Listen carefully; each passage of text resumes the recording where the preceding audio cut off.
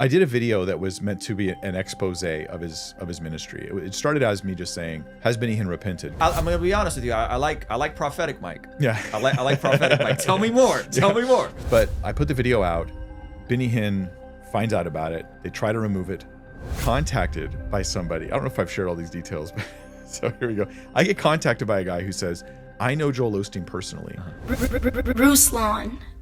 The Bless God Black Friday sale is here. We have 25 all the way up to 50% off on select items, and we've brought back some of your favorite collections from the past several years. But this sale isn't just bringing back the old collections. I now have my very first ever 60-day devotional available right now. It's called the Occupied Till I Come, and it takes you through the entire narrative of Scripture in 60 days, 35 days in the Old Testament, 25 days in the New Testament, with custom journal prompts for you to write in every single day. Head over to blessgod.shop right now to get the Discipleship Bundle, where you'll get a prayer journal, our leadership planner, and my brand new devotional with a total of 58% off its entire retail value. While buying fun things and getting great deals during the holiday season is nice, buy something for yourself and a friend that's actually going to deepen and help you grow in your faith. All right, ladies and gentlemen, the conversation I've been wanting to have for about 5 years. You're one of my favorite, if not my favorite Christian creator. Yeah, man. That's awesome. Yeah, I probably would not be doing Christian YouTube if it wasn't for you. You're kidding me. Yeah, because I was already dabbling, doing podcasts and stuff like that, and I was very uncomfortable sharing my faith. I just didn't want to be like the public Christian guy, you know? And then I like saw a couple of your videos, but the video that really was like, oh man, this is different in terms of what's possible here. You did a video on alcohol in the Bible. Yeah. And you went through every single verse. Right. As someone that like doesn't drink. Yeah. And we're like, hey, this is where I land. This is what the Bible actually says. I still don't have to drink, but here's the truth. And I was like, I've never seen that on YouTube. And it was very casual and down to earth. And when I came to faith, I kind of came around a lot of like Calvary Chapel folks, and you had like this like avatar and this temperament that was very familiar. Yeah. I absorbed some of that Calvary style. You did. And so now I'm grateful to, like, this is our first time meeting in person. Yeah. We've interacted a bit. And so Mike Winger, the one and only. Yeah, man, it's great to be here. I'm happy to see what you're doing. I love Christians being on YouTube in 100 different ways, not just pastors doing channels, but I love it. Just seeing the variety, and I think that it's a win for the kingdom. So I'm glad you're doing what you're doing. Thank you. You like what we're doing? Yeah. Okay. I wasn't sure. In general, I mean, I'm sure we would disagree on various things here and there, but that's all part of what it means to be like honest and open about what we really think. Amen. But still being brothers and holding hands when we can. Yeah. Amen. And there's a lot of things I want to ask you about. There's a couple public issues with the Benny Hinns and the Joel Osteens I found super fascinating. Your 11-hour video on women in ministry, which when I saw that, I said, I think he's changing the way you use YouTube. I've never seen an 11-hour video on YouTube. That was a bit of an experiment on my part. Yeah. It performed well, though. Amazingly, it did well. So there's this one passage that is like the hub of the whole debate on women in ministry, 1 Timothy 2. Yes. And there's so much research and scholarly research and work done on it. And a lot of it is hokum, but it's dressed up really well. And there's a huge debate. And so I just said, I'm just going to make it as long as it has to be to wade through everything that's going on. Yeah. And so the debate is so big that the video ended up being 11 or over 11 hours. One video that took about 12 years off my life to make. I've never seen a video that long. So I was like, what I was saying is, like, I think that was a way to innovate how YouTube can be used. Like, it was academic, but it was casual. Right. It was great. Right. But there's something, you would get this as a YouTuber yourself, who you try new things. You don't just copy other people. You sort of imagine what you want and think, what's the best way to do what I hope to do? Right. And so the way that you provide timestamps, the order of the video, how long you might spend on one particular topic, there's all these things you're juggling in your head. And so I remember when I first started doing live streams, and I didn't want to edit all the time. So I thought, can you make live streams that are also evergreen videos? Because that was the thing a lot of people just said can't be done. And I'm not saying I did it super fantastically, but I think that it succeeded for my purposes, you know? And I was thinking, how do I do it? And everybody starts their stream talking about, or waiting for people to come into the live chat, or and when they're reading the chat and they're interacting, and this all kills the evergreen quality of the content, and it kills the retention. Yeah, and retention goes down. Based on like watching you do the live stream and doing it in a way that was evergreen, the majority of my first couple years of doing it full time was primarily live streaming. And again, that's something that you kind of laid the framework of, because I didn't want to edit. I didn't have the time to edit. I didn't have the resources to hire the team to edit. Right. So I was like, oh, wait, there's something to this live streaming thing. Yeah. And Mike's doing it. I ended up clipping it inside of the YouTube editor and separating it into separate topics. It's kind of like how you're doing now with the questions with Pastor Mike on Fridays. Right, yeah. Similar idea, and those get clipped. And so, yeah, anyway, so I said to say, I just want to give you your flowers. Like, I think you have done an amazing job of kind of spearheading, you, Alan, kind of spearheading like the modern Christian YouTube space. Yeah. And I'm grateful for you. Well, I'm stoked. I mean, if you think about the kind of content I put out, where it's just like long form teaching and it's not bells and whistles, it's wonderful that it reaches as far as it does. And I know that plenty of other people can come and do YouTube way better. And I hope they do. I hope, you know, that their channels grow way beyond mine, because mine is not really designed for growth, you know, in all reality. Although I try, obviously. But anyway, I'm glad to hear it. Glad to hear it, man. It's a win for the kingdom when we get more believers out there doing this stuff. Amen. I've never really heard like your origin story, and I know you don't talk a lot about yourself, right? But maybe we get you to loosen up a little bit. I think a lot of people are curious, like, who was Mike Winger as a kid? Who was Mike Winger in middle school? Who was Mike Winger in high school? We heard how you came to the faith, but just give us a little bit about your personal background, and I might poke and prod, and hopefully you let me do my thing. Yeah, you're welcome to try. Okay, all right. See how it goes. Okay, so when I was and I haven't shared some of this stuff because, and I'm just being frank with you guys, my mother passed away a year ago. Yeah. And until she passed, I wouldn't talk about some of these issues because I knew how she felt about it, even though we're okay and things are in the past and reconciled and all that other stuff. But it was just a way of respecting and honoring her to not talk about it. So, you know, she wouldn't feel comfortable sharing some of those things that she went through in your childhood, right, publicly, because it didn't shape out. It would have made her feel embarrassed and awkward and things like that. And so I just thought, you know, I'm not going to share anything until after she's gone. And we weren't expecting her to pass that soon, but she's passed on. She's with the Lord now, thank God. My last conversation with her was pretty. It was divinely orchestrated, I believe. It was the last time she was cogent enough to talk, and she made it clear to me, you know, that she knows the Lord. She's walking with Christ, and she knew that previously she hadn't been. That she was raised as a Christian. But she goes, I know that wasn't real. They just took me to Sunday school, but that doesn't matter. But now I have a real faith in Christ, real relationship with Christ. And anyway, it was a really wonderful, beautiful thing. So did you kind of lead her to the Lord? Yes, in a roundabout way. She said it was me that led her to the Lord, but she would never tell me it was me. My mom was an interesting woman, and so that's just the way she was. Yeah. Up until that moment, anyway. So when I was a little kid, my parents had a pretty unhealthy marriage, and they got divorced. So they initially split up when I was maybe 3, I think, because I don't remember, obviously. So I have no memories of living with my dad. Then you know, we moved from the house out on our own, my mom, my sister, and me. And my mom, one of the issues with their marriage before was that she was alcoholic. And that continued throughout my life. She ended up marrying my stepdad, who despised me. And this was well known. Like, this is no secret in the family that he despised me.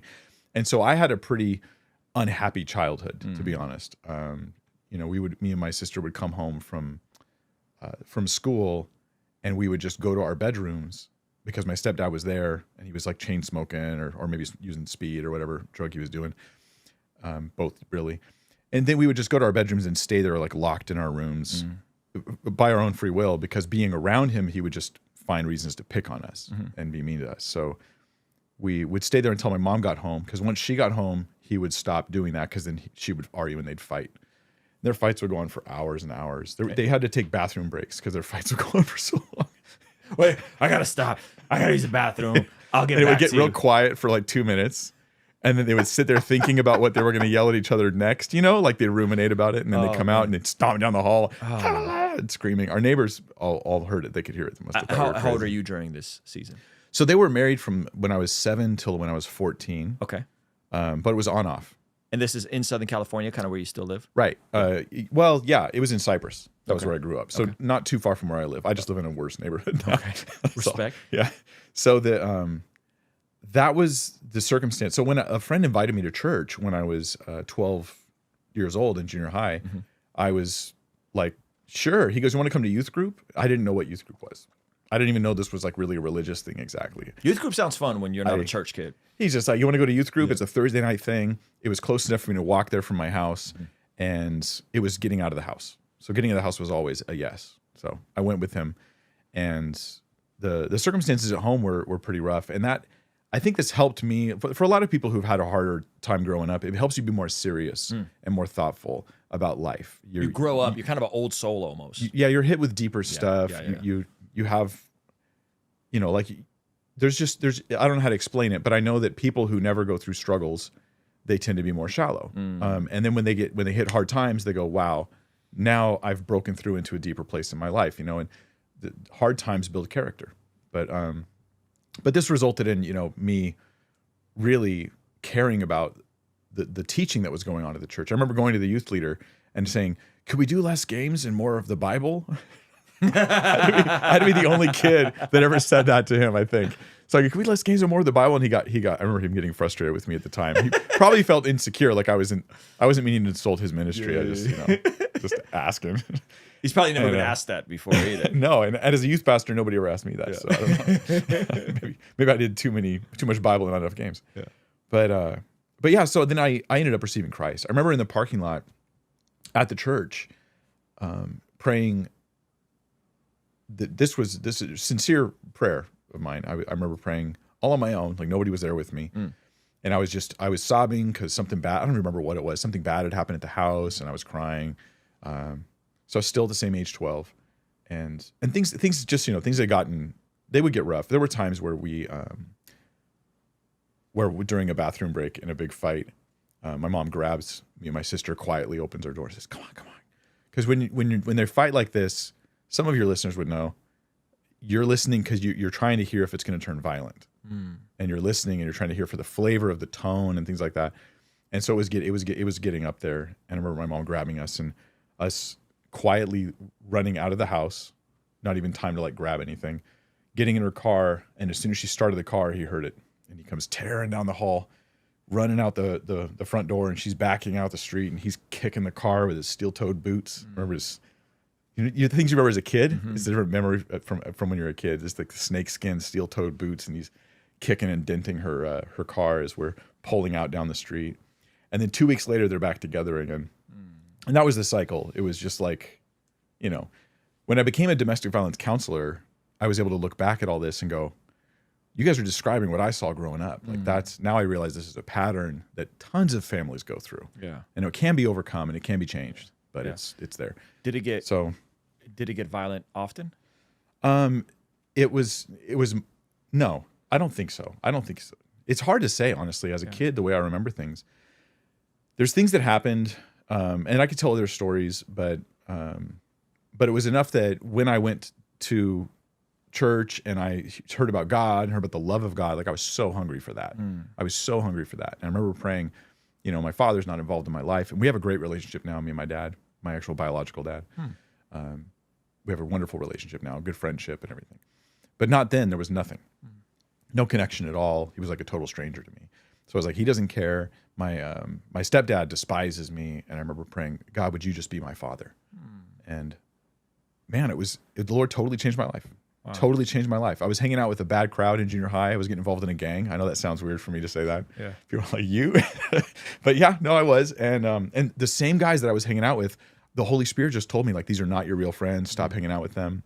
I quit hanging out with them. And my best friend in junior high, who was part of this gang we were starting, ended up in prison. So when I went to like my high school reunion many years later, one of my old junior high buddies came up to me and he goes, Mike, remember so-and-so? Yeah, he's in prison still. Like I have a buddy of mine who just got out, and he said that our buddy was serving him slop in the prison as a prisoner working there. And so yeah, that totally changed my life, changed the direction of my life and everything.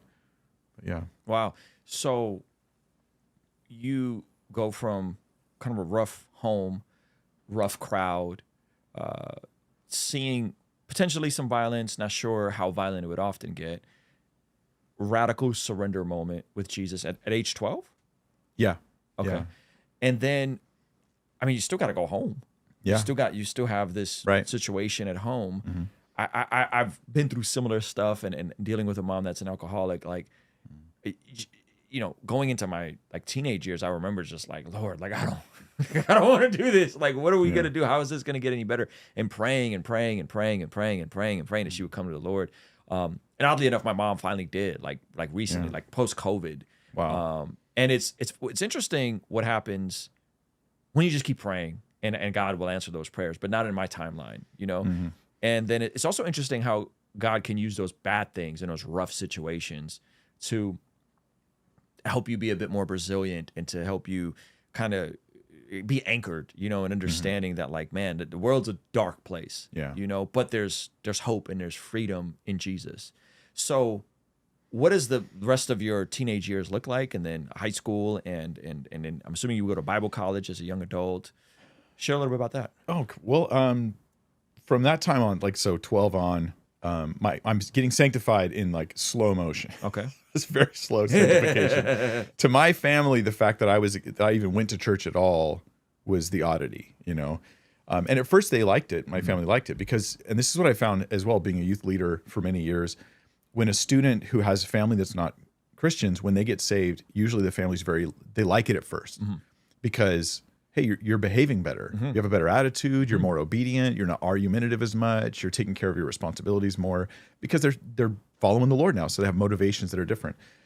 But then things change because now the kid's leaving the room when that movie comes on and they're watching something that maybe they shouldn't, and they're not participating in the same way in some of the carnal activities that go on. And so then the family feels judged. Even if they're not being judged, they can feel judged. They feel this sense of disapproval because they're not going to do what we used to do. And so then the family goes, we don't like this so much. So I went through that same stage. Okay. First, it was like, hey, this is good. Yeah, you're doing better. And then, no, you're doing worse now. We don't like you so much. But our family, I feel like in my household, we were very separate people. And maybe it's the nature of just the way that our family was. We weren't really close with each other. There was just a lot of separateness. And people pursuing and doing their own thing was not a surprise or shock to anybody. But it was still years before I think I was 17 when I got really serious about, I want to follow the Lord. I was, for various reasons, I was so grateful to God for his grace. And I wanted to serve him. I remember praying, Lord, I'll do anything. I'll clean toilets for the elderly people in the church. I'll just want to do something to serve you. And so then I just started saying yes to every opportunity I had to serve in any way. And that slowly turned into doing ministry, even though I was totally incapable of it. Our youth pastor left, and they made me the youth intern for like a 7-month period while they were looking for a new youth leader. Yeah. How old were you? And I was 18. Okay. So you're 18 leading the youth Either ministry? 18 or 19. I can't remember now. Okay. Yeah. And maybe 19. And so I haven't even read the whole Bible. Okay. I'm supposed to teach the Bible to these kids, and I'd sit there and try to think of something to say to the youth. And I told the leaders when they asked me to do this job, I said, guys, I don't know what I'm doing. You got to find like a qualified youth pastor guy because it's not me. So they were like, we'll work on it. And one time during that year, the pastor comes up to me, Pastor Norm, over at this little church in Cyprus. And he says, so what do you have planned for Palm Sunday? And you have to understand, from 12 till like, I don't know, it was years before I even showed up on a Sunday morning. I just went Thursday nights. I didn't know nothing, right? I was just like an unchurched kid. Yeah. So he says, what are you doing for Palm Sunday? And I looked at him and said, what's Palm Sunday? And that was his response. He laughed because he thought I was joking. Yeah. And he was like, that's funny. So what's your plan? And now I got a little nervous. And I was like, I don't know what Palm Sunday is. Yeah. And then I think it hit him. What have we done? What have we done? We brought this leading the youth ministry. We brought this guy saved. He told us he didn't know what he was doing, and maybe he was being honest. Yeah. They thought you were being humble. They're like, oh, he's such a humble kid. He doesn't know what he's doing. He's like, but he's got it. Right, maybe. How big is his youth ministry at the time? Like 14 kids. Okay, so it's not like a massive ministry, but there's kids there. There's souls there that you're shepherding, essentially. Right. Very important to the Lord. So I remember I taught through James. I taught through the book of James. Yeah. And and which is, I mean, that's great for even an inexperienced person to walk through with people. Yeah. But probably not very well. I'm sure they teach it very well. Well, I remember there was a video you did where you were giving advice to Christian YouTubers. And one of the things you said is, hey, one of the best things you can do is just teach the Bible, because the Bible will keep you anchored from doing like crazy stuff with theology. So oftentimes just teaching the Bible verse by verse when you're just starting out is one of the best things you can do. We're just going to look at the script and I'm just going to try to explain it to you. Yeah. Yeah. As long as you are aware of your limits and you don't make stuff up and you think your clever ideas are going to take over the world kind of thing. But yeah. So I did that. It was a few years later I finally went and got some more Christian education. Okay. And I would listen to studies all the time, constantly. You know, you'd get in my car, it'd be like Bible studies all the time. Okay. But what year did you graduate high school? 97. Okay. Okay. So you're a few years older than I am. I'm 2003. So you're about 6 years older than I am. Yeah. Very different time in terms of just consuming Bible stuff. Yeah. Like you'd have to have tapes or like Bible tapes or eventually CDs and things like that. Yeah. There was no websites that I knew of at the time. Maybe there were. I'm trying to remember back that far. I guess there would have been at that point. Yeah. But then you weren't on your computer and you didn't have a cell phone. Sure. That had like internet access or podcasts. Yeah. You know? But yeah, so I ended up doing the Calvary Chapel School of Ministry, which in Temecula, or is that? So whenever I say that, people think of Calvary Chapel Bible College. Yes. Which are totally separate things. The School of Ministry was a program that was meant to train pastors specifically. Okay. And it was a 2-year program, 3 hours a day for 5 days a week in class. So 3 hours of class time every day, and then like 6 to 8 hours of homework every day. Oof. And so it was really intensive program. Yeah. But it was good. We did Greek, we did, church history, theology, we did a whole bunch of different stuff. So yeah. Okay. And this is how old were you when you did this program? I was in my early 20s or mid 20s maybe. Okay. And early 20s. What did you do in the interim in terms of just sustaining yourself? Were you kind of had a little stipend from a local church, or how I worked all kinds. I've had so many jobs. Okay. Yeah. What would name some of your highlights? In and out. Lowlights. Okay. In and out. One of the better jobs because you get a free burger every time you. And they drill some values into you at In and Out. Yeah. No, In and Out was good. So I did In and Out. I would volunteer at this Christian coffee shop. I know that sounds weird. I've had a varied, colorful history. This Christian coffee shop, we would book Christian bands. We'd have Bible studies, worship nights, and serve coffee and sandwiches and stuff. And so I volunteered there and did everything there was to do there. Booking groups to play on weekends, teaching studies. And then I remember I taught Galatians at that point. That was when I talked through Galatians the first time. And I couldn't find anything free resources online. The only free Galatians commentary I could find was Martin Luther's unabridged. That's amazing. English translation of his comments. So it's a lot of him complaining about Catholicism. But it was great. It was useful and helpful. And I remember teaching that. But then I started doing, I did other jobs. I've worked a company called White Dove Release. Okay. And they release doves at funerals and weddings. Interesting. So I'm volunteering for church and ministry, and I really have a heart for serving and doing ministry. So I would just take part-time jobs. Okay. So I'd release. I've been to 1,000 funerals, releasing doves or weddings, or 4th of July events and stuff like that. You open the basket and they're homing. They're white homing pigeons, really. Yeah. And then let's see what else. So they're not doves; they're pigeons. I mean, what? True. What they say is, a pigeon technically is in the family, genus and species and family and all this stuff. It's in the family of doves. So technically, that's the loophole. That's the loophole. If you want turtle doves, you can, but they don't come back. So it's very expensive to release turtle doves because they're gone forever. So you do this accelerated ministry program. Right. And then at what point do you get into full-time ministry where you are officially like a Calvary Chapel pastor for a season? Yeah, right? yeah. How old are you at that point? I guess it was 2006. I graduated from the School of Ministry. Okay. And I was already leading the young adults ministry at my church. I've been doing that for a couple of years. Okay. And leading worship and doing on staff or volunteer. Volunteer. All volunteer. Okay. So I had a lot of volunteer things then. Okay. But in 2006, they asked me, "Hey, can you come on as the youth pastor now?" And I was ordained in 2006, and I was the pastor for the youth ministry, and I wasn't really on staff. I think I was getting like $100 or $200 a month. Okay. And I was working full time. So I did that for a year, and then I said, "Guys, I'm out of my savings. It's all gone. Yeah. I need to get a job, but I'll still do this." So I just volunteered. I still led the youth ministry, but I worked full time. And then another year or so later, they were able to bring me on staff. Oh, that's cool. Full time. So I was there. I was the youth pastor for, it was either 13 or 14 years. I always forget. And in that much time, you wear a lot of hats. Yeah. You're there for that many years. Now you're doing all kinds of different ministry things. And, Okay. yeah. Wow. You were a youth pastor at the same church for 13, 14 years. Yeah. That's incredible. Yeah. I don't bounce around much. Yeah. No, that's good. Yeah. I mean, I've been at my church, Rhythm Church. I'm pretty close with my pastor.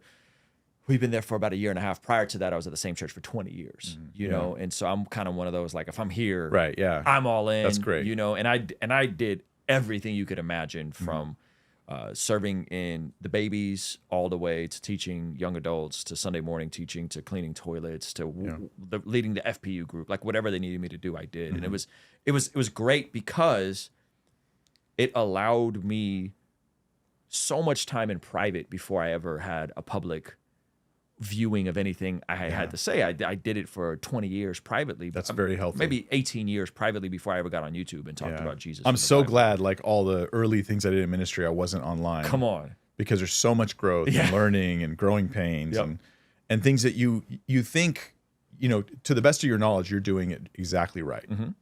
But time goes by and you find out that just like everybody else, you got flaws and you got issues. And I know I still do, but I'm glad that they're not the same ones I had then. So there's growth there. That's cool. Yeah. And then how old were you when you got married approximately? Was this as you were a youth pastor, before you were a youth pastor, in the middle? I was already a youth pastor when I got married. I got married at 30. Okay.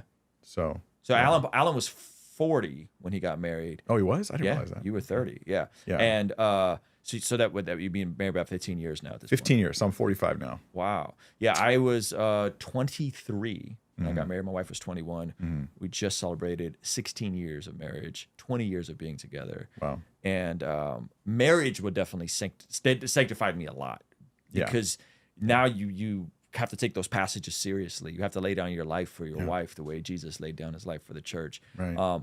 What were the biggest insights you got from becoming a husband in the middle of being a youth pastor and leading in this way?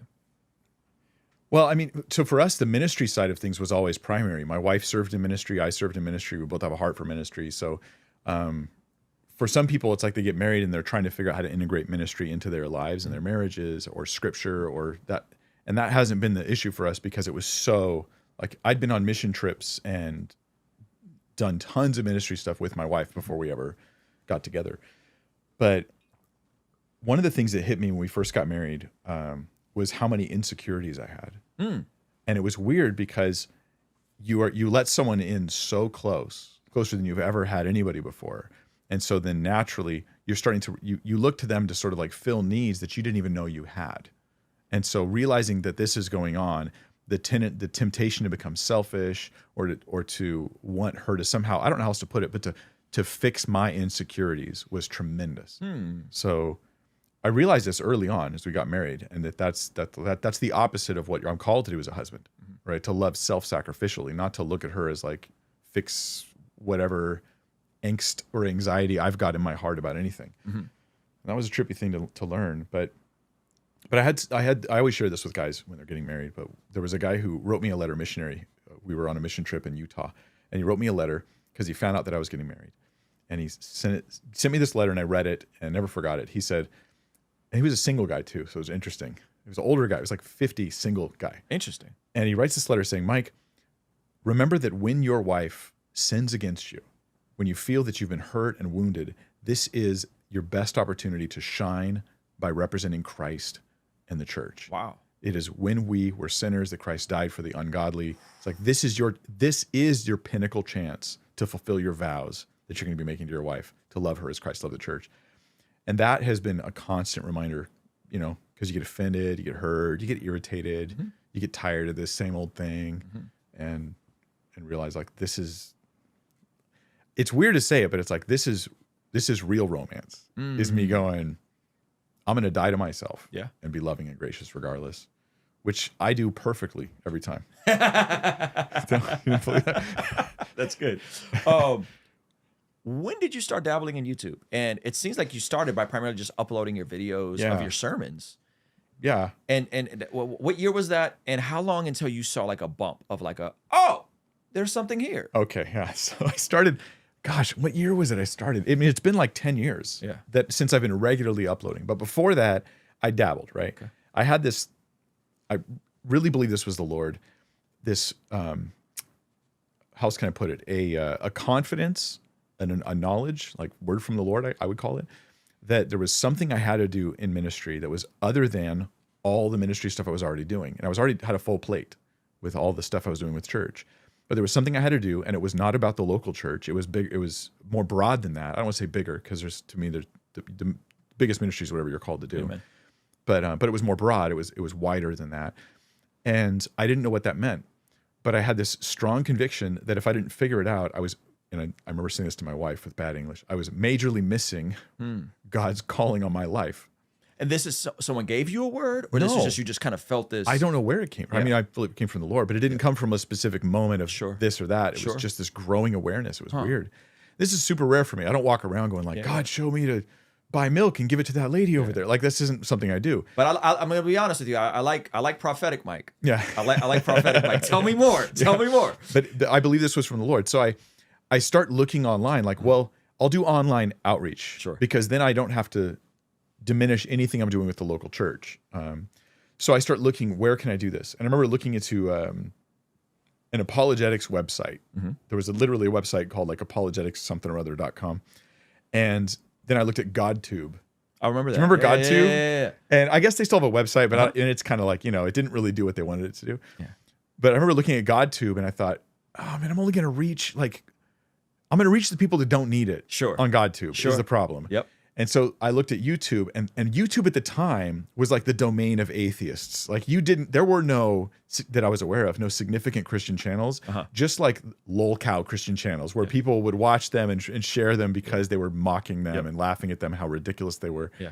There weren't like serious, like you would look up to these guys. If they existed, I just don't remember any of them. It certainly wasn't a trend.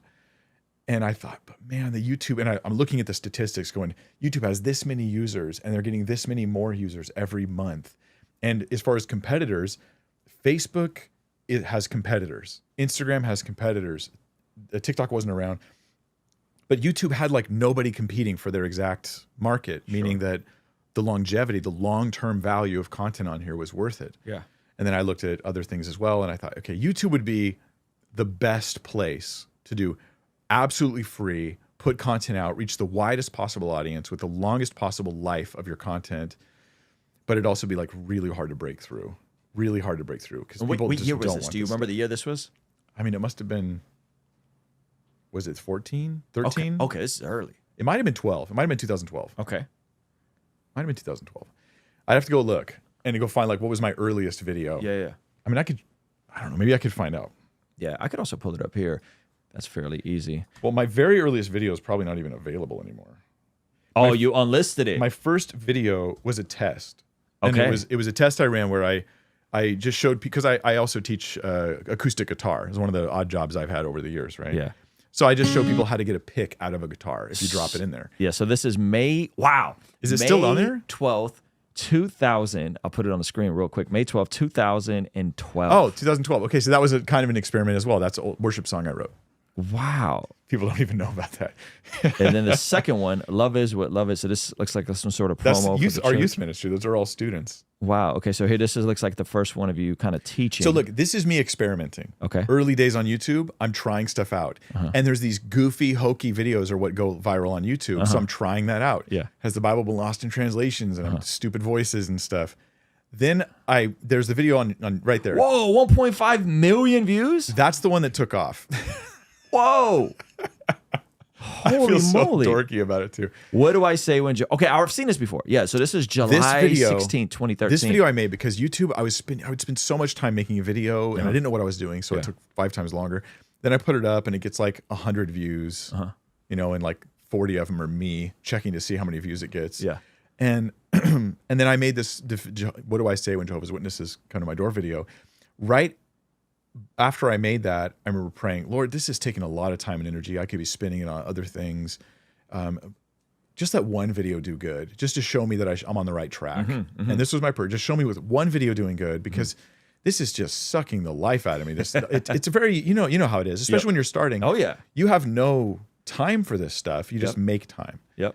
And I would upload a video that we lived in Southgate at the time, which had terrible internet reception. And it's just bad infrastructure there, and even worse area than I live in now. And so I would upload a video, and it was a 5-minute video, and it would take like 2 hours to upload. Okay. So it was just everything was very time intensive. Yeah. So that video took off, that Jehovah's Witness video, which I did off on this spur of the moment. I had some JWs come to my door. I talked to them, and I thought, I'll just do a video about how you talk to these guys. And, and then it really did well. It took off. And so I thought, okay, I guess I have to keep doing this stuff. That's amazing. So, okay, I got to see, let's go to live. I want to see your oldest live. So your oldest live was 6 years ago. Yeah. This looks like the same studio. And so this is... Oh, yeah. This is December 26th. That was... See, this was kind of an experiment as well. I threw together some... I didn't think it would be a great video. I threw together some ideas about like, Christians... New Year's resolutions. Yeah. And then you got tried the it out. Watchtower Bible. that did well. So yeah, that was the first one where I said, okay, my lives do work. I know how to do this. It functions. And then I started coming up with the format. Wow. This is so interesting. Did the Watchtower... These were Tuesday. And your video on... Tuesday live streams. Yeah. Tuesday live streams. Not anymore. In 2018. So it sounds like it starts popping off in 2018. Well, Is that fair? It popped off before that. It popped off before that. It was... I started uploading. So my pastor said, hey, do you want to teach a Sunday night service? We haven't had one in a while. Go ahead. And I said, I'd love to. I always teach the youth, occasionally teach adults or men's groups and things. And I was like, I'd love to. There's all kinds of things I'd love to talk about that I just don't with the high school junior hires because their age. So I did this Sunday night study, and I was just, after the first one, I said, hey guys, I can bring a camera and record these and upload them online, but somebody has to volunteer to watch, do the camera, monitor it. And my buddy Cernan, he was like, oh yeah, sure, I'll do it, Mike. And then that was it. Every week I started uploading these full Bible studies that I would have taught anyways, but I started putting them online. And then that started growing. That was before I ever did live stuff. Yeah. Yeah. It seemed like from what I remember, I remember vividly your alcohol video, which I still point to people. That was from that Sunday night service. That's from that Sunday night service. And I remember what I found unique about your content is that it was blending like solid expository teaching, but to pain points and questions people really had. Yeah. And you were able to kind of fuse the two together, which if someone has a level of expertise and they're listening to people and what they need and what they want, I think that's the recipe for great content in general. And you did that really well. And yeah, I just remember watching. I'm like, man, this is probably the most exhaustive teaching on alcohol I've ever seen. Yeah. This guy's onto something. I hope so. It was almost weird teaching it because I was aware that I had never, I'm sure other people have done this, but I had never heard anyone do this where they actually just tackle both sides. I'd only ever heard people go on the license side where they sort of wash over all these warnings in the Bible and they're just like, God's given you all things freely to enjoy. Yeah. Or I'd only seen the people who then ignore the positive statements in Scripture about alcohol and about how God's given it to gladden the hearts of men. Yeah. And then they just try to push their convictions on people. Like, don't touch it, don't touch it. Yeah. And I'm reading the Scripture going like, neither of these are accurate. Like, anyways, I love that stuff. That excites me because the idea of cutting through our own traditions or our own problems or our own concerns with the clarity that is in Scripture, I have such great confidence that if we just get what the Bible teaches fully, a rounded, full orb teaching on any topic, it's going to it'll really change our lives. Amen. It'll really impact us and help us go, oh, and it'll also give us more unity. Yep. Because we don't become so divisive because we've got a skewed version of a topic. Yeah, well, I just think that there's a tension there that's to be managed with a lot of topics, and you seem to not be afraid of leaning into the tension instead of giving a very simplistic binary answer to stuff. I'm just glad that it found an audience online because I'll tell you, it causes other responses from people sometimes. Yeah. When you get into this stuff because you're poking at something where they have a settled view, and then you're going, hey, let's do surgery on that view. Let's open that up and let's apply this verse, and it can feel like unsettling and bothersome and annoying to be honest. So yeah, I love that. I think I looked at your channel, and again, I was doing like the Christian version of Gary Vee. I was a full-time musician at 2015. So 2015 to 2020, I'm doing music. I'm traveling. I'm running a little label, trying to figure it out.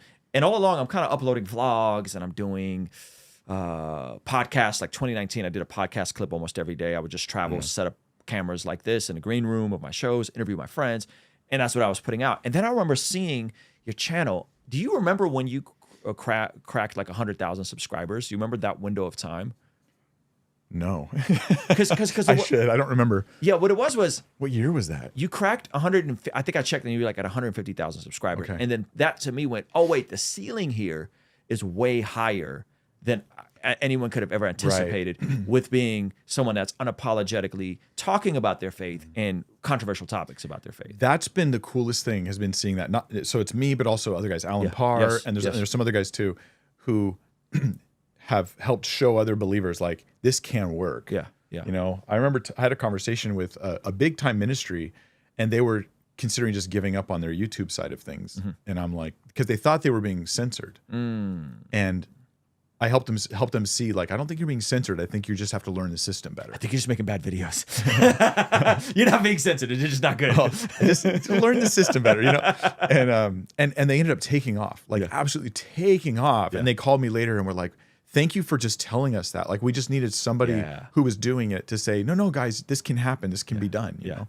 And that's very exciting to me. It's very exciting to me. There's so many Christians on YouTube now. Yeah. And that's cool. I'm excited about that. Okay, so when did this become a full-time thing? Because at one point you kind of scale back from being the youth pastor who teaches on Sunday nights and leads the youth group, and this becomes your full-time ministry.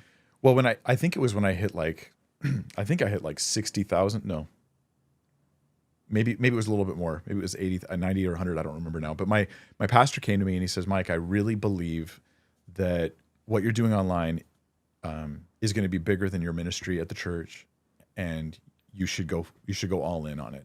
Like, it should become self-sustaining." Because I'd never asked for money, and I wouldn't receive money. I didn't even have like a way for people to donate. And people would ask, and I were like, "No, I'm good," because the church was paying my salary. And he says, "You know, I think you need to go all in." Of course, that means you're not going to be on staff here.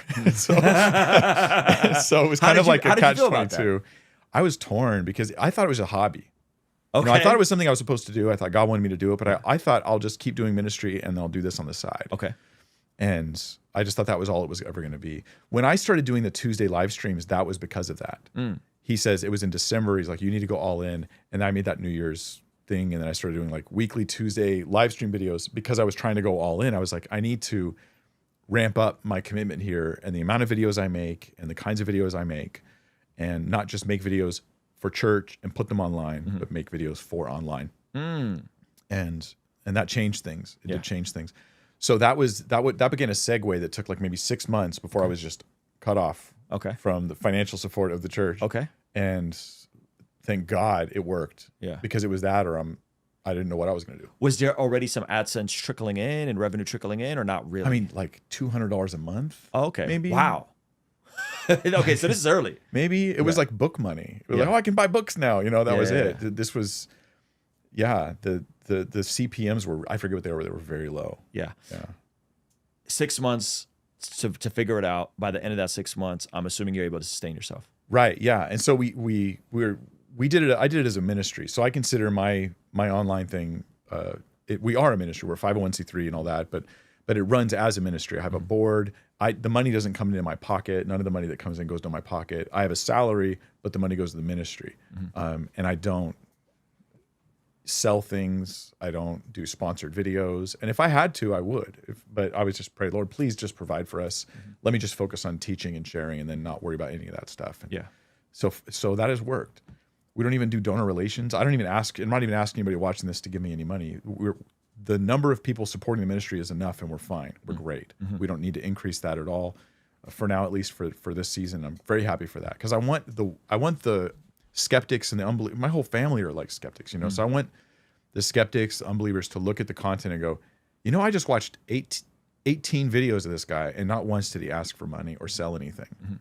That's what I'm hoping to see, you know, on there. I want that to be there so people they kind of go, I want to think you're faking it, but you kind of seem like you mean it. Because you know how it is. They think this is all a facade. Yep. They think it's all made up. Yeah. And it's all a grift. Yeah. Yeah. So I just think about, I was just talking to Sean about 1 Corinthians chapter 11 and Paul is writing, and he's telling the church, hey, like a worker's worth his wages. Yeah. Don't muzzle the ox. Right. 1 Corinthians, I think in verse 9, he even says, if we've sowed spiritually among you, do we not have the right to receive materially among you? Which is like a very interesting verse. Yeah. And then I think he ends it, talking about Peter bringing a wife or when he's traveling. But then he ends it and he's just basically like, yeah, but I'm not going to do that. But none of that, yeah. like I'm going to go be a tent maker and work. So I love that he creates this like framework of like, no. Right. Pastors need to be taken care of. You need to be generous with people and take care of them. If they're sowing spiritually, they should be able to reap materially. However, I'm not going to do that too because I don't even want my name smutted like that. And I'm going to go ahead and be above reproach and have a side little, I don't know if it was a business, a hustle, a job, whatever you want to call it. And he was sustaining himself as a tent maker. Yeah. So that's pretty cool. I'm coming from a generation that didn't start online. We started on TVs, watching TVs and stuff. And so the TBN guys and watching people ask for money. And I don't know if you've seen the videos of Robert Tilton. You may know him as the farting preacher. Oh, yeah. I watched him before he was viral online, right? Like actually on TBN as I'm like flipping channels as the only real serious Christian in my home. Yep. And I find the Christian channel and I'm so excited. And that excitement turns into like confusion and then anger as I realize what these guys are doing in the name of Christ. And I'm thinking like, this is the only thing my family might accidentally come across that's Christian. And it's these guys going like, oh, shabala babala babala. God told me you have to give a $10,000 vow of faith, and then and I'm just like, I want to make sure that my ministry looks like the opposite of that. Yeah. For the sake of evangelism and meeting people's needs there. Yeah. I love that. I think it's refreshing. Again, it's refreshing because you don't get the sense that what you're doing is trying to get rich or any of that sort of stuff. Yet you have to create systems as the ministry has exploded to have guardrails and to make sure that what's coming in, you have a salary, you have a board, and there seems that to be checks and balances there. Yeah. I have a board. I don't set my salary. Yeah, it's not up to me. Whatever it is, it's them. And the funds and stuff that come in, and it wouldn't be hard at all for me to enrich myself with what I'm doing right now. That wouldn't be hard at all. What does that look like in terms of the macro? Like enrich yourself. What does that mean? Like I think like I want my pastor to buy a house. I want my pastor to be able to retire with dignity. Right. So we always have this like tense conversation around finances and ministry, right? So like I wish every pastor that is able to can buy a home in the city they serve. Right. I don't think you take a vow of poverty because you're a minister. So I agree 100% with that. Yeah. And if I was on the board of a church setting the salary for a pastor, I'd be wanting to set him a salary where he can not only own a home but save for retirement and be one who provides for his family. Yes. That is his job. Yes. And if I set a salary that's too low, he has to get a second job because that's his responsibility. That's right. And so I agree with that 100%. Enriching yourself is going way beyond that. Okay. And saying like, why not get myself $1 million a year? Why don't I have $2 million a year? Can I make that happen? What sort of deals can I make? Yeah. What kind of videos can I make? What can I sell next? Yeah. And I'm not saying you can never do any of those things. Not at all. Yeah. And I would do some of that stuff if I didn't have support coming in. Okay. So I'm put my cards on the table, right? I would. I'd be like I have to. I have to pay the bills. Yep. But if I don't have to, I don't want to do it. And I don't want anyone to be able to look at the ministry and have a justification for saying you peddled the word of God to enrich yourself. Yeah. It wasn't that you got paid so you could do ministry. Yeah. No, you did ministry so you could get paid. Oof. Yeah. That's good. So one of the things we've done here is we've never done a brand deal. We've intentionally stayed away from brand deals. Okay. And I don't have a problem with folks who do. We have colleagues that you and I both know that do brand deals, and I'm happy for them. Logos is calling me all the time. Logos is calling me all the time. Logos, Ground News is seeming to do a lot of stuff with a lot of creators, all types of creators, even Christian creators. So we've never done a brand deal, but we're also not a nonprofit. So we don't ask for donations. We don't have a way to give donations. Right. I used to put like my Cash App and stuff back in the day because people would ask. I don't do that anymore. So we're also not a nonprofit. We're just like an S corp. So then you have to sell products. So we have our own line of prayer journals, leadership planners. I just finished my first 60-day devotional, which I can't wait. I want to give you one because I think you'll actually really like it. So 60 days, 35 days in the Old Testament, 25 days in the New Testament, custom prompts for every day to fill in and reflect on what you're reading, and then like an additional reading for each. So I'm trying to take people through the grand narrative of Scripture, maybe before they're able to jump into a one-year Bible. That was always my thing. It's like I went with the one-year Bible like 6 or 7 times, cover to cover. So we have like our product suite, we have merch, but really my thought has always been, I want to put resources in people's hands of the stuff I wish I had 20 years ago when I was coming to faith, and give people something that is just helpful to their growth and process. You know, yet distinguishing that like this is not selling the gospel, because the gospel is free. You can walk into any church anywhere, get a Bible. But this is something that will come alongside your journey and help you, right? And also we've cleaned up our own manufacturing and getting our stuff as low as possible to keep dropping the prices for our people, to make sure that we're not, not charging $30 for a journal. They can get a moleskin for $20. Let's get it down to 20. Let's get it down to 22.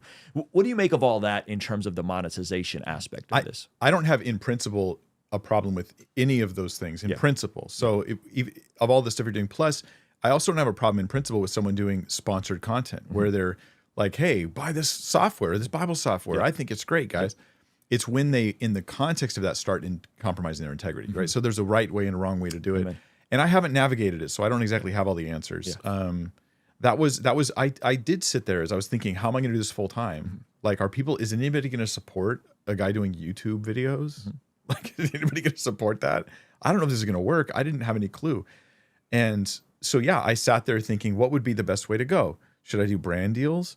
Apparently the actual return on a brand deal is pretty low. You're getting them a lot of money and you're getting a little bit. That's how it typically goes. And brands, especially a few years ago, would regularly take advantage of online influencers, and they'd give them really bad deals where they're making tons of money. This guy's getting like pennies. But then, making your own products is a much better way to do it. It's way more efficient. Plus, you can really get behind something because hopefully you are behind it. It's like a product you care about and you think is valuable and stuff and good. And then it keeps you guys floating, keeps you guys all employed. How many employees do you have for your ministry? So there's 4 of us full time. Corporation. Yeah, S corporation. There you go. There's 4 of us full time. My wife is part time. My niece is technically part time, but she kind of helps out when we need. And then we have a couple contractors that are remote that do stuff like that. Yeah. So I've got one like contractor kind of remote guy who helps create the shorts. He grabs my videos and tries to cut them into shorts. And then I've got an employee two other employees other than me. So there's 3 full-time people who are full-time or close to it. Okay. You should say close to full-time. And then one who we just contract out to do stuff on a regular basis. And are they local? The 2 that are full-time, almost full-time local? One of them's very local. She lives in my house. Hey. Yeah. My wife handles all the accounting. Okay. So that's what my wife does. She did accounting for the church for years. Okay. So it's crazy how the Lord put it together, because she's like a numbers person, a detail person, and a let's make sure this is done right person. Like when she started doing the books for the church, she's like, we got to reset all this stuff. It has to be done right. Good. And no matter how much work it takes, she does it right. She's amazing. Shots of Miss Winger. Yeah. And I hate that stuff. Right to me, it's all nails on a chalkboard. I hate it. Yeah. And she's like, here, let me show you this. And I'm like, not again. My wife handles our books, our payroll, and then works with our CPA to make sure taxes are done correctly and all that stuff as well. Yeah. So it sounds like our wives would probably get along. Yeah. They probably talk about Excel and get excited, right? Yeah. I hate that stuff. But we also we try to go above and beyond. I mean, we live in Southern California. It's expensive to live here. So we try to pay people. People don't realize how expensive it is. We try to pay people well. We just got everybody health insurance about 6 months ago. Oh yeah, the Platinum Kaiser plan. So this hit me. We got very good health insurance. Yes, and maybe we'll up it and do even better. Yeah, because I thought I'm not just serving in a ministry now. I'm employing people. Yeah, and I feel this whole new responsibility to make sure they're well taken care of. Yes. And so I think that's legit and good. Yeah. So I want to be able to make sure that they're paid well. Yep. I don't want you to do 20 years serving in my ministry and then have to retire in poverty. That's not okay. Come on. Now, if our ministry just has no money and there's no option, then that's a sacrifice you can choose to make. But we're not going to make it for you. We're not going to be like, we're just going to hold back. People are supporting us, but we're not going to actually give you enough to prepare for the future or to be able to help out your parents as they're aging and things like that. That seems wrong. So no, that's good. Yeah, I mean, listen, I could talk about the technical side of the books and back end with you all day, but maybe it'll bore our audience. You've had some pretty interesting moments in navigating the YouTube space with, I've gone through, my scare with the copyright strikes. Yeah, you had a Joe Rogan thing that went on. Yeah. Joe Rogan thing, man. And man, it's always fun to pray and to see God move. That like we went from 2 copyright strikes to 4 copyright strikes. Notice your channel is going to be deleted in 7 days. And God opening doors to talk with a lawyer, to talk with, to work it all the way up to Joe Rogan himself. And then Joe Rogan, I'm seeing screenshots. I'll look into this. Okay, we should be scared away now. Like, and the whole thing got de-escalated, and the Lord just totally showed up. Yeah. You had a situation, a couple of big situations. One was with Joel Osteen, and I was trying to throw the battery in your back because I was like, let's go to war. If he comes after Mike, we're gonna raise money and go to war. And you exhibited such beautiful fruit of the Spirit. I hope so. I hope that was the right choice. I still wonder sometimes. I go, did I make the right choice? I think at the time I really thought I did, and I hope I did. It was honestly a tough call. Tough call. But I had a ton of people say, so for anybody who doesn't know, Joel Osteen, I made this video on Joel Osteen. It did really well. It was getting, in 4 months, I think it was 4 months, it got 700 something thousand views. And right after I uploaded the video, Osteen, whatever company he pays to monitor his copyright stuff, they claimed it. And they just wanted the ad revenue. Which you gave. And I thought it was hilarious. I was like, this is a perfect deal, man. You guys want money? You're telling me you want money? You can have the ad revenue. I don't even care. That's fine. So they got the ad revenue for months. And then I get contacted by somebody. I don't know if I've shared all these details, but so here we go. I get contacted by a guy who says, I know Joel Osteen personally.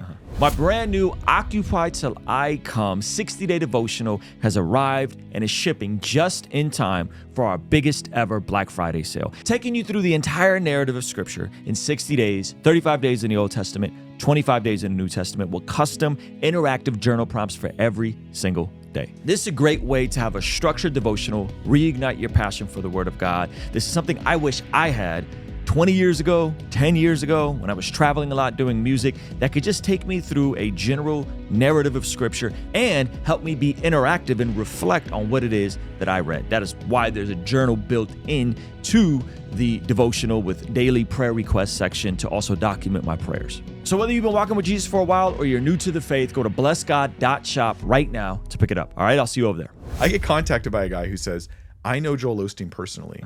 And I thought you did such a good job critiquing his ministry. You were gracious, you treat him as a brother, but you offered legitimate critiques and you gave evidence.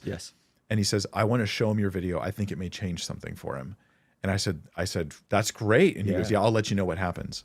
Within like 2 days, my video is pulled off the internet. Petty Joe. And I tried to reach out to the guy. Hey, so what happened? And he just ghosts me. And so, long story short, I think he showed it to Joel and he was upset and he instructed people to remove it. And so then it was removed and I've tried to fight it and it was rejected. And it is a little questionable. Like, do I have fair use grounds?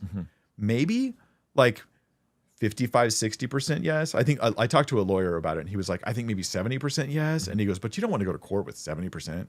Like, you don't know who you're going to get, what judge. Why was he saying you didn't have 100% fair use? So I used like something like 95% of his video. So quantity of the original used. Was it transformative? Yes. Was it all? It checks a lot of the boxes, but I used such a huge portion of it because, and I did this knowing that it might be a problem with copyright.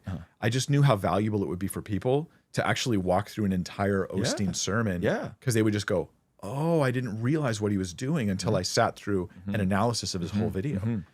So that got pulled down. And I ended up just saying, you know what? I don't want to go to court over this. I don't want to have a lawsuit among brethren over this issue. So I pulled out. Later, I wondered, he's done this to other people too. It's not just me. Anyway, so I still sometimes kind of wonder back and forth if I should rethink that. But I would only do it if I felt like it was what was morally the right thing to do as a Christian. Because, don't drag your brother before the world. Right. It says. Well, he would have been the one dragging you before the world. Technically, he would have been the one dragging. It wouldn't have been you suing him. It would have been him suing you. Right. Yeah. I just met a youth pastor from their church. Oh, yeah? Huge fan. Loves really? what I do. Yeah. Oh, nice. He's like, it's really helped me, you know, think about stuff critically and That's theologically. awesome. That's yeah. awesome. And I was just like, oh, that's so funny. You know? I'm glad to hear that. Yeah. Yeah. Tell him I said hi. Yeah. It was. And it was I great. don't hold anything against him. Yeah. Well, you know, what I appreciated about how you navigated that situation is one, you just wanted to be above reproach. You did not call him a wolf. You did not call him a bad guy. You didn't like you weren't slanderous. Like you were very, you know, I always say like I've kind of shifted a bit away from, I don't know what you would call it, discernment ministry or whatever, just because I'm too. I'll joke and I'll roast people and it's funny but that's not the spirit in terms of how you should handle other brothers and be delicate. Right. And I feel like you have the perfect temperament to do a video like that and come off gentle and come off kind, but then be firm when you need to be firm, you know? And so I always say, man, like people in the discernment ministry community, I'm like, hey, like Mike Winger's your gold standard. Like you want to do discernment ministry stuff, like look at his videos and try to do him that way, because at the very least, you could be charitable, you could believe the best, but you could still be truthful to it, you know? And I think you did a great job with the Joel thing. Now, another video that I thought was really great was your Bethel video. Oh, okay, your tone with the Bethel stuff kind of evolved. The first Bill Johnson video, you were like, yeah, they're, you know, I think they're Christian. I think God's even doing verified miracles there. And I was like, man, this is good, because I was at the time a very charismatic church. And some folks went to the school of ministry. And then I would also hear about folks that came back, you know, disillusioned because they couldn't speak in tongues and they couldn't, you know, they couldn't prophesy. And they're like, gather around, and if Jesus came in here, what would he say to you? And that's a prophetic word, you know? And you really did this really great, like meticulous breakdown of this video. I've shared it to a lot of people. A lot of people that are friends with Bill personally. And I'm just like, man, like I think there's a lot of problematic stuff in that circle, but it was such a good resource. And then it seems like your tone kind of changed a little bit towards Bethel with regards to you did a Passion Translation video, I think, that was really good. They kind of used that Passion Translation. And then there was the Physics of Heaven. Yeah, that was the one where it really shifted. That was the one where you were like, man, no, like I think they're really swimming in some dangerous territory. Scary stuff. Yeah. Talk a little bit about that in terms of just your view of Bethel. I just did an event with their young adults pastor. Like we were in the same Airbnb, which was like, oh, this is interesting, you know? And I've been fairly outspoken about the Passion Translation and fairly outspoken specifically about Bill. But I've caught flack. Like I didn't know he was going to be there. I did another event where it was a 30-day virtual challenge with a friend of mine that's friends with Bill. And I do one day of Proverbs, and then like Bill Johnson did another day, and Joel Osteen did another day, you know? Yeah. And I was like, wouldn't you want me in these spaces? Like I'm openly disagreeing with these guys. So people who've never been invited to do things like that, they may not realize the kind of questions you have to ask yourself when you're going to do stuff like that. Where you're like, yeah, I mean, am I affirming anything that they teach by going on here? What audience am I reaching that maybe nobody sound or solid is going to reach if I don't say yes to this? But then what kind of credibility am I giving them by showing up? And these are sometimes challenging things, and it's not as black and white as we'd like it to be. But a lot of times online you'll just see someone where if there's a photo of one guy with another guy, and then that guy once spoke at this conference with that other guy, so now guy number one is as bad as guy number three because guy number two was at the thing with the guy number three, and it's this like guilt by association thing that just runs amok. But that doesn't mean that, I mean, I don't have no judgment on whether you should have done this thing I just found out about or not. But I mean, I was doing it as a solid to my buddy. He was friends with those guys. It was a virtual event. It wasn't like we were in the same green room, in the same building. It was like I had one day, they had a different day. And I caught a lot of flack for that. Oddly enough, when I sent him your video, because I was like, man, this guy, Bill's off, man. And I said, here, check out this video. I said, go to specifically this timestamp where he's talking Paul preached a different gospel because Paul came and said that, you know, you can't... if someone comes back and they preach a different gospel in the kingdom, and then Paul says he has a thorn of the flesh, therefore Paul was preaching a different gospel. I was like, this is really bad stuff. And then he goes, you think Mike Winger would be down to do my challenge? And I was like, I don't know. I don't know if I even mentioned it to you, but yeah, he like asked, and I was like, no, I don't think. It was really interesting. Anyway, I didn't mean to take us on a thing, but tell me a bit about how your view changed towards Bethel. So when I did an analysis of Bethel because he was influencing people. Like I knew of a student that was being influenced. I knew of others. and I care about these people. And I looked online to research and find out about him, and there wasn't much. There was just people saying that he was into the kenosis heresy, and I was like, where's the quotes that really established? That's a big claim. You know, he says some strange things, but did he do that? And what does he really teach? And I saw like grave sucking, and I saw the glory cloud stuff, which all looked very fake to me. Okay, glory cloud thing looked like someone put dust in there. But I'm like, but I don't care that much. Like I care, don't get me wrong. I just don't care that much. Like it's not like this is giving me the info I need to draw conclusions about what does the guy teach. So I listened to, I think it was 60 hours of Bill Johnson's sermons. Oh, I'm so sorry. Not his books. Yeah, I didn't read his books. I didn't look at their School of Supernatural Ministry stuff. I just listened to his teaching to find out what this guy thinks. And then I did an analysis of it. And whenever anything I didn't know, which there was plenty I didn't know, I just gave the benefit of the doubt. And I gave an analysis. That was the first video. The physics of heaven stuff was different. And I get the impression that Bill has the teaching he puts out in public, and then they have the more risque stuff that they do a little more in private. And that what happened with the physics of heaven thing is I delved into that stuff. So he has like this woman who writes this book, Physics of Heaven. He endorses her. She's on his payroll, or at least was. Maybe she isn't now, because they're trying to distance themselves from it in a weird way now. After my video came out, it's weird to see them respond to me, but they wouldn't talk to me. And like Chris Valentin blocked me on Twitter after saying that my ministry is tearing down other ministries. And then he blocked me all of a sudden on Twitter. And I'm like, I mean, you guys could just talk to me if you want to. Yeah. I'd be happy to. But with the physics of heaven, basically it's the invasion of like deliberate I should say, interweaving of the New Age with Christianity, intentionally, and it's endorsed. That book is endorsed by Valentin, and it's Bill Johnson. One of the chapters is his. Now that's a chapter probably adapted from another source, but it's endorsed by countless leaders inside Bill Johnson's church in Bethel, and it was a regular reading for their School of Supernatural Ministry, and they would invite the woman who wrote it to come and guide the School of Supernatural Ministry students every year on how to take trips to heaven. Well, that book tells you how they take trips to heaven, and it is fake, and it is freaky, and it is New Age. And they say it in there. They're like, we're redeeming what was lost, but we're taking back what. But Scripture is very clear. Like, you do not learn the ways of the pagans, right? God has His ways. Follow those. No syncretism in Christianity. That's the rule of Scripture. No syncretism. So I escalated things there because the danger is higher. So my impression is that Bill, when he's teaching more from large stages, is hiding some of, or at least quiet about some of the more weird, alarming stuff that goes on more behind the scenes. And then that study of the book Physics of Heaven shows that. Now they removed it from their libraries. They removed it from their store online. And they, after I did my video, they said, because people kept asking them about it, they go, we got rid of it because it had some things in there we didn't agree with. And that's it. That's the whole statement. Like, well, why'd you endorsed it? What do you mean it had things you didn't agree with? You endorsed them as prophets. Like, why are you, Chris, you called them prophets. What do you mean they had things? You brought them to train your students for years and years, students that come from around the world, and then get taught, here's the Bethel way of doing things. And they go back out and they're supposed to change their churches. Like, it's all very weird and concerning. So, yeah. Yeah, I think here's how I would summarize this, and you could push back if you like. I think in my charismatic circles, I'm a continuationist. I have no problem with being called a charismatic. I've never gone to a Pentecostal church. I'm not Pentecostal. But in my circles, I feel like we tend to be a bit too gullible and too charitable.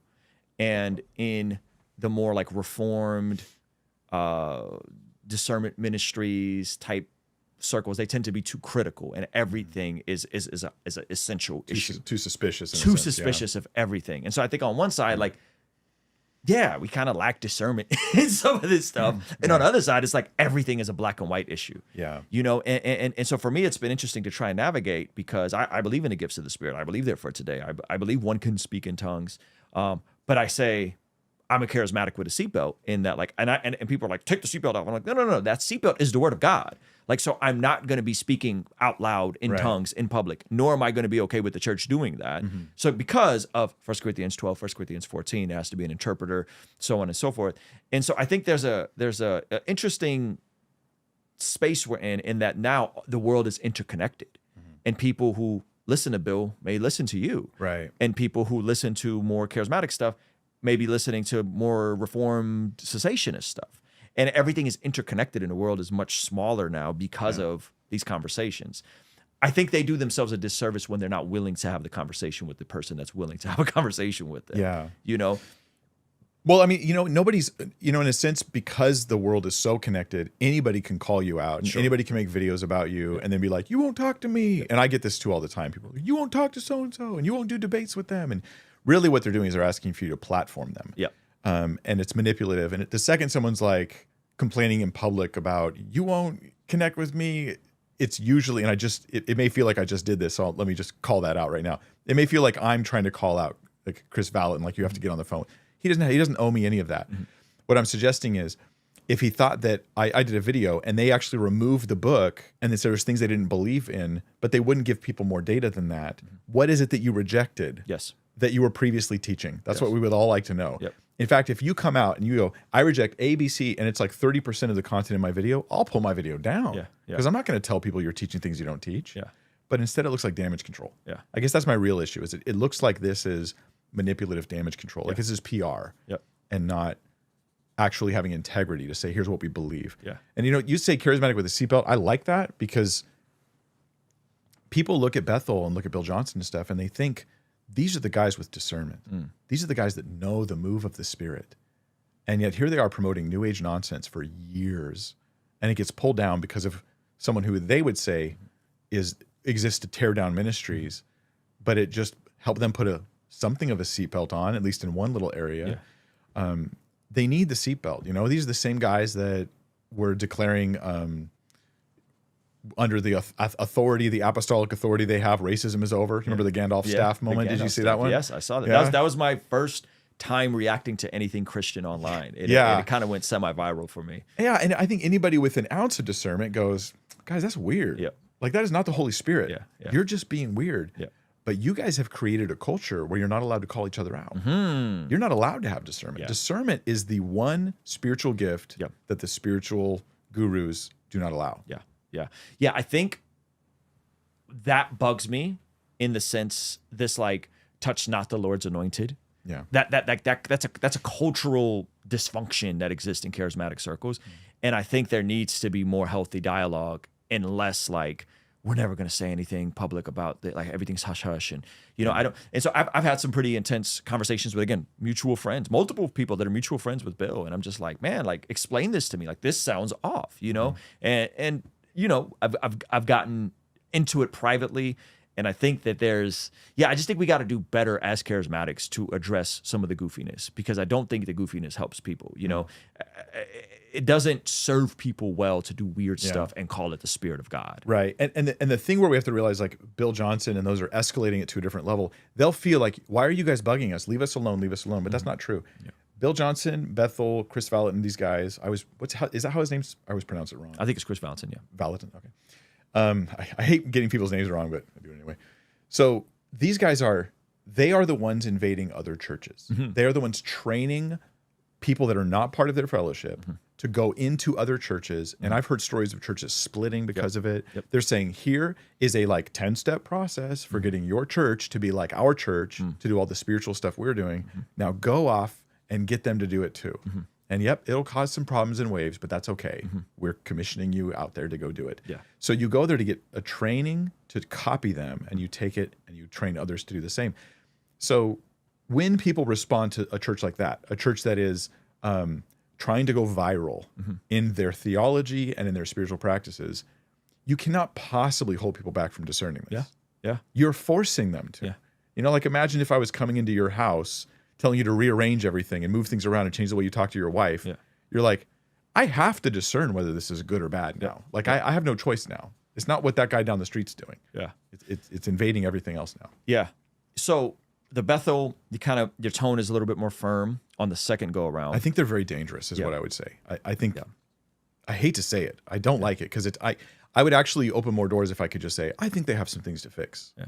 I think more people would listen to me. Yeah. But I don't think that's true. I think it's actually dangerous at this point. Yeah. And for me, the conversation, to me, my heart is always like, man, let's have conversations. I would love for them to talk to you or have those conversations and not just dismiss you as like some crazy guy on the internet that like makes videos tearing people down. Because that's kind of like the critique I get. It's like, why is Mike even making these videos? I was like, Mike just did an 11-hour video about women in ministry. Why are they discerning me like that? Right. Why are they tearing me down? Yeah, it makes no sense, because if that was all you did, I'd be like, okay, but that's not all you do. You do other stuff, you know? Yeah. Now, the Benny Hinn situation was fascinating to me because this was the first time, spoiler alert, YouTube takes your side in one of these weird disputes. When do they do that? I've never heard of that. They didn't have my back when I went with the Joe Rogan situation. Yeah. And they took your side. Did you had a great conversation with Charisma about some of this stuff. Right. How did that play out? And was there ever a reach out or any type of, because that escalated to, I think you said a bad man. And I don't know if you called him a wolf, but that was definitely like your language was okay. Yeah. This is not just dangerous. This is like full on heresy. Yeah, he's truly evil. It feels now we're going from one bad problem after another. Like you said, I don't normally talk back to back this much about negative individuals, but Benny Hinn is like I say, he's a very bad man. But I did a video that was meant to be an expose of his ministry. It started as me just saying, has Benny Hinn repented? Because years ago, was it a year ago? They said he's repented multiple times for multiple false teachings. It got in the news not too long ago, year, 2 years, something, I forget now. Yep. And it was like, hey, he's really repented. He even said the prosperity gospel has gone too far and all this stuff. And everybody cheered him on. And then people asked me, I got all these questions. Did Benny Hinn repent? And I was silent for like over a year, just not even bringing it up because I don't know. Like, I don't know. I hope. But I hadn't looked into it. I didn't realize he had done this cycle over and over again through the years. For 30 years, he's been pretending to repent whenever he gets in the news too much. And so I looked at the video of the current stuff he's doing, demonstrating that he's not only not repented, he's just doubling down. So I just went whole hog, and I made a whole, like, I forget, was it 3-hour video? About 3-4 hours. On Benny Hinn, showing clips and footage of everything. I had hundreds of hours of his content that I had to sift through to do that. And before I put it out, I reached out to his ministry and I was like, hey, I'm going to be doing this. Would you like to show me where I'm wrong on something before I do? And I got crickets, no response. And I meant that sincerely. Now, I didn't talk about that in the video because I'm not trying to get pat on the back over it. But I put the video out. Benny Hinn finds out about it. They try to remove it. I find out that they're trying to remove it because they did 2 rounds of attempts to remove. The second time they're like, no, we're telling you, YouTube, you have to take this down. And that's when they forwarded it to me. And they go, now we're going to forward this whole dialogue we've had with Benny Hinn's representative, who's like, I'm doing this on behalf of Benny Hinn. And they sent it to me as well. And then said, we rejected it. We're going to leave your content up, which was amazing. It's crazy. I was super careful because, you can do it differently. Sometimes you're more careful than others when you're using copyrighted content. Yep. I was super careful. I kept interrupting it. I kept cutting it. I would cut out little seconds, moments here and there. If I had to play a long clip, it would be butchered just so that it would be, you couldn't say it would replace the original, And I was very careful for this whole long thing, and it ended up working out really well. And they would not take it down. So that was fantastic. I was really excited to see that. And sadly, for the most part, he just continues doing the same thing. He didn't care at all. Yeah. I would see him repent again, say, I'm not going to do this in one setting when he's over at Jesus Image Church or something. And then he comes on his own channel because he figures they're not watching it. Yeah. And then he does the exact thing he says for them not to do. Yeah. The frustrating part is in that I would have conversations with people privately, and they'd be like, yeah, we know. Like, he's a little off. He's a little kooky, And then, like, publicly, they'd be like, "No, we love him. He's great." I'm like, "Come on, man." Yeah, that's deception, man. Yeah. So that part. Again, I didn't like that, and I think that he has some issues. I think a lot of this stuff is more self-deception. Like, I think these guys are self-deceived. I totally believe that. That's the way I will often, I get in trouble for it all the time. I'll say, I think so-and-so is sincere. Yeah. And people think I mean he's being truthful or he's speaking real true things. Right. And I go, no. Like, Jack the Ripper may have been sincere. Yep. You can be sincere and be horrible. Yep. We're just talking about what kind of bad are you? Yeah. Are you Satan is sincere in his attempt to usurp the throne of God. Yeah. Okay. He's sincere about it. It doesn't mean that it's good. At any rate, we've got this issue with Benny Hinn. I have someone contact me and tell me privately, I want to show my friend, I couldn't talk to the person. He goes, you know who he is. I wish I could tell you his name. And he says, but my friend, he has an inside with Benny Hinn personally. And he thinks your video made a bunch of really great points and he wants to show it to Benny Hinn, but none of them in that circle will ever watch your video. They'll never even look at it. So he goes, can you send me the footage, all the clips that you use? So I spend all this time pulling just the clips out, you know, I send him the clips and then I never heard back. I finally called him and said, hey, how did it turn out? He goes, yeah, it didn't go good. So here's the thing. Benny Hinn is a con artist.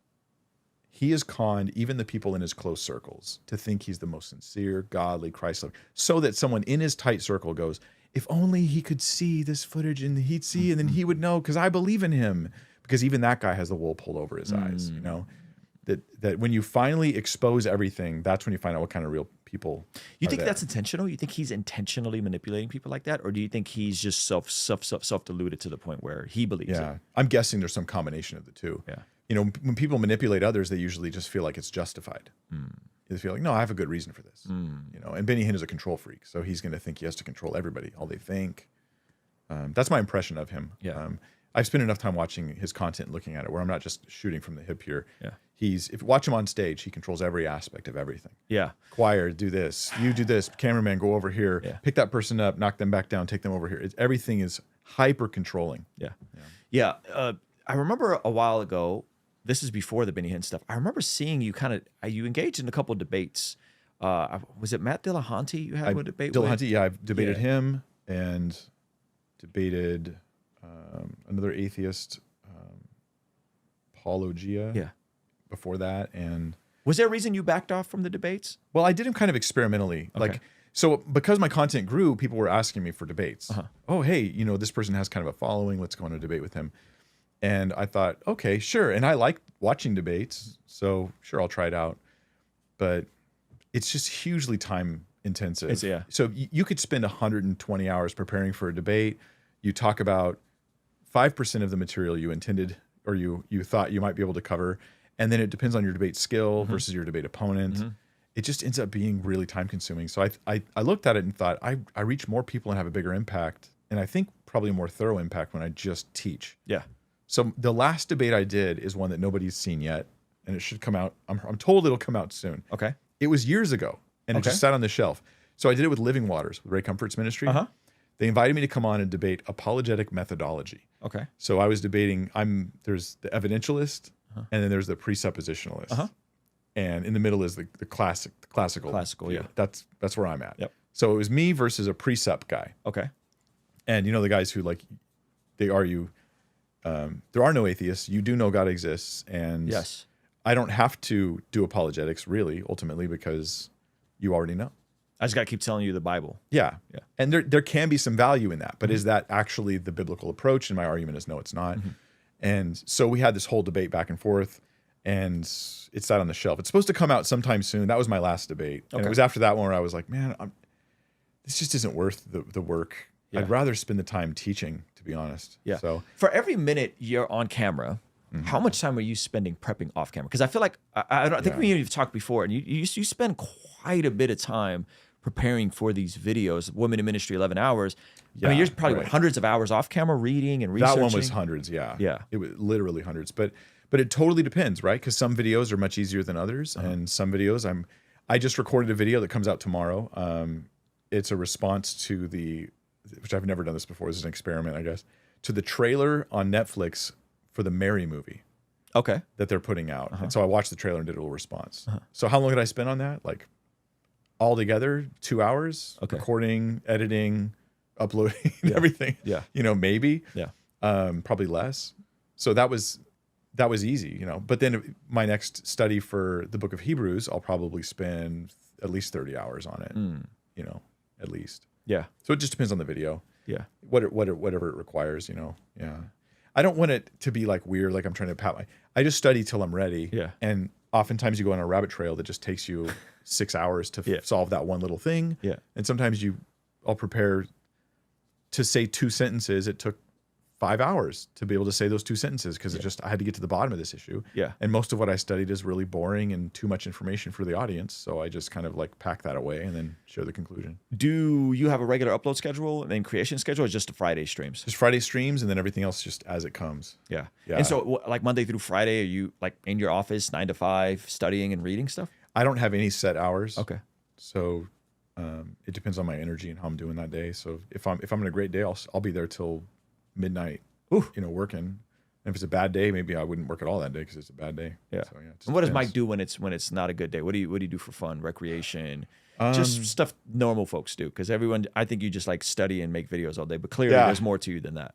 What do I do for fun? I don't know, man. There's nothing wrong with... We did an escape room the other day, me and my wife and another couple. Nice. Maybe get involved in church stuff. Obviously, there's some church things we do. Mini golf. Okay. Go on a walk. Go to the gym. Watch movies with my wife. Okay. You guys big movie buffs? She is. She really likes movies a lot. So we'll watch movies and shows and stuff like that. And, nice. I don't know. What else do I do as hobbies? I used to be like really into games, and nowadays it's more like I'll be into like a quick little game here and there, but not like these long. Like when I was younger, I'd want to play a game. It's only 40 hours long. Yeah. It's only got 40 hours of gameplay. That's it. And I was like, 20. That would have been like, I wish it was 140. And now it's like, well, how long does it take to play this? Yeah. Mike Winger, Twitch streamer in an alternate universe. Yeah. Right. So I don't know. I mean, what else do I do is for fun? I don't have a lot of hobbies. This is actually one of my problems. So what I do is I borrow my wife's hobbies. Okay. So we'll get together and we'll go do something that she enjoys. Yeah. That's awesome. Now, you recently changed churches from the church you were a youth pastor at, and you're at a different church now. Yeah, I was there for 20 years at Hosanna in Bellflower, and now we're over at Grace EV Free in La Mirada. So that change happens. I don't want to get into a lot of details, but I left with the blessing of the. Oops, sorry. Okay. I left with the blessing of the leadership, and we're still in fellowship with them. I got lunch with the pastor not long ago, even just like a few weeks ago, and so. Is it closer, or you just felt called to the other church?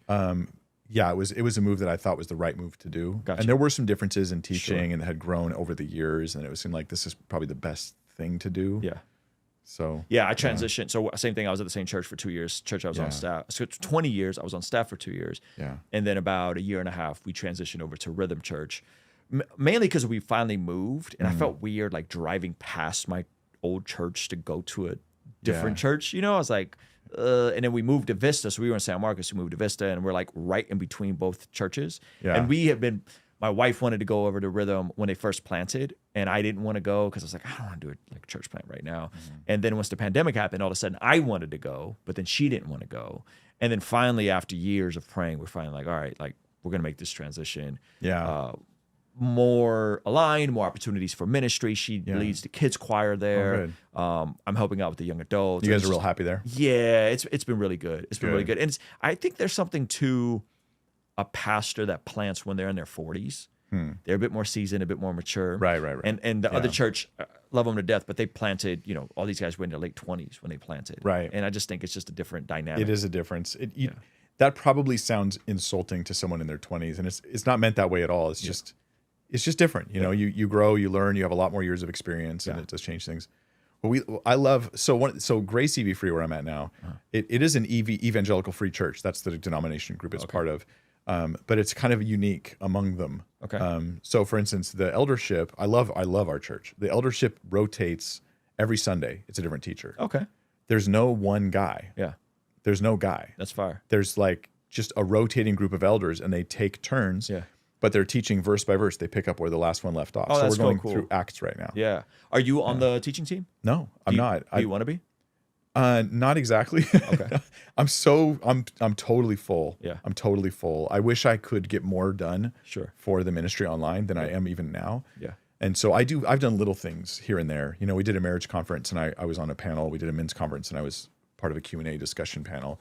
But I haven't been asked to, and nor am I expecting anybody to ask me. I just want to be part of the church and fellowship, and I've gone to the. So for anybody who's doing a ministry who might be watching this, or has an online thing they're doing, I went to the elders of the church when I first went there. I went to several of them and just let them know, my ministry isn't your ministry, but I submit to you, and if you see something wrong in my character, or I don't expect you to agree with everything I say or put online, but if you see something wrong, you know, like a problem, you have permission to come talk to me about that, and I'm going to listen. And so I think that that's a healthy thing that we need. We need to not be rogue. Yeah. We need to not be. There were rumors going around. I saw a guy made a video about it saying that Mike Winger doesn't go to church. That's funny. I've never not, since I was 12, I've never not gone to church. But I love that you're a local church guy. Have there been folks who have showed up to the church kind of on a exhibition mission trying to bump into Mike? And it was it's been a little awkward because they walk in and go and have, before they go, is Pastor Mike here? Yeah. And I'm not a pastor at the church. I mean, so legally speaking, I'm ordained, and that ordination is for life. So legally, I'm a pastor according to law. But I'm not in this body of the church locally. I'm not functioning as an elder. I'm not asked to be in that role. I'm not asking to be in that role. And if the Lord has that for me for some reason, great. And if not, great. No stress about that whatsoever. But it was awkward when like one of the elders came up to me, a pastor came up to me, and he goes, yeah, someone came up and asked for Pastor Mike. And I was like, oh, I feel awkward. Like, you know, I made so public where my church was before that I feel like I should be public about where it is now. Or else it's weird. People then go there and they don't know where I'm at now. They think I'm nowhere. And then it sets a bad example as though it's a rogue ministry, which I'm not. Well, I think it's just good. I've just always been a local church pastor guy, so I don't have no problem saying it. But yeah, it's fun. I love that there's been people that have plugged into my church because they heard of my church from me. Yeah, we've already had several that have done that. And that really to me, the win for me in all of this is like hearing about people that weren't going to church, stumbled across my channel, and got plugged into a church. Any church. I'm just like, that's a win for the kingdom. That's like you're huge. Going to church, you're plugged in, you're known, you're serving. That's massive. Pastor Mike Winger. Thank you so much for doing this, man. Thank you for letting me come on and bringing me on to share some stuff. I appreciate it. Hey, we're going to go to the Patreon-only extended version of this conversation. It's a little too much for YouTube. So consider signing up for a free 7-day trial where you could see the entire conversation and get access to all of our future podcasts, be able to interact with our guests, and much more. Here's a little preview of what's available on Patreon. I'll see you over there. The Catholic apologetics that I see and the Orthodox apologetics that I see is often just really misleading. And so if you have a surface level version of, let me be fair, Catholicism or Orthodox or Protestant views, it's going to be decimated by the other side when you encounter them. Some of the Marian dogmas, they do not trace back to the 1st century. They don't trace back to the 2nd century. And what you can do is you can then quote mine and find someone saying something good about Mary. And you're like, yeah, but is that the dogma? And then you go, well, there's development. It's just when it gets into little broing you. You know, like, oh, it's like, I think you're saved. It's cute, you know, but like, you're in the wrong church. You don't have a valid communion. I recognize I have traditions. Yes. I'm saying I'm not going to put my traditions on you and demand that you obey them and follow them. Yes. Like, just recognize what it is and call it what it is. Anyway, I don't offend people. Ruslan